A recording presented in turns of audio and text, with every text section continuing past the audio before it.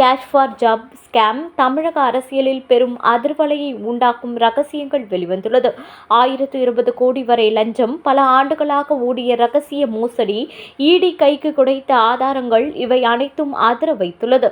இப்போது KN நேருவை நோக்கி நகரும் விசாரணை மாநிலம் முழுக்க கவனத்தை ஈர்த்துள்ளது.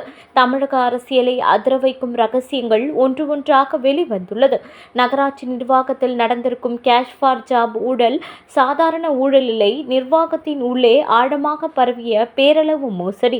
தொடர்ச்சியாக பல பதவிகளுக்கு நடந்த முறைகேடு பல வருடங்களாக அமைப்பாக ஓடிய ஒரு மாபெரும் network. Engineer, junior assistant, driver என எல்லா பதவிகளுக்கும் தனி ரேட் கார்டு இருந்துள்ளது என்பதை ED நடத்திய ரெய்ட் மூலம் தெரிய வந்துள்ளது.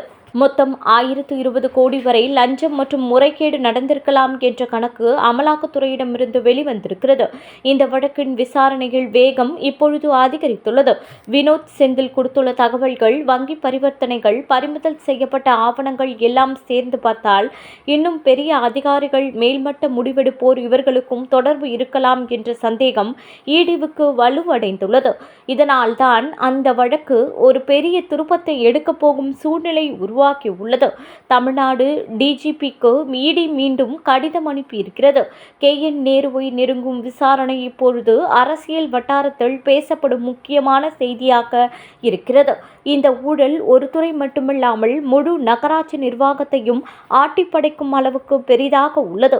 யார் யார் இந்த லஞ்ச ஊழலில் பங்கு பெற்றார்கள், யார் யாருக்கு பணம் போயிருக்கிறது என்ற முடிவுகள் அரசியல் ஆதாரத்தோடு எடுக்கப்பட்டுள்ளன. இந்த எல்லா கேள்விகளுக்கும் பதில் தேடிதான் EDயின் அடுத்த கட்ட விசாரணை நடவடிக்கை தயாராகி வருகிறது.